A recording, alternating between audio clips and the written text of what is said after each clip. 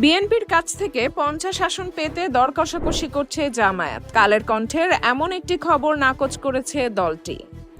অন্তরালে জোট নিয়ে দৌড়ঝাঁপ শিরোনামে প্রকাশিত প্রতিবেদনের প্রতিবাদ জানিয়ে জামায়াতের সহকারী সেক্রেটারি জেনারেল অ্যাডভোকেট এহসানুল মাহবুব জুবায়ের একটি বিবৃতি দিয়েছেন।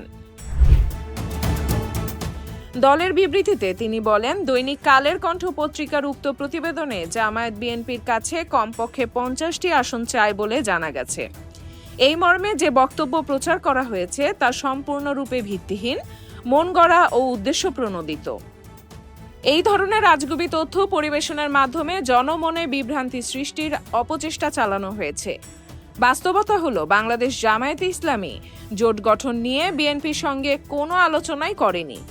অতএব 50টি আসন চাওয়ার কথাটি শুধু হাস্যকর নয়, সম্পূর্ণ মিথ্যাও বটে।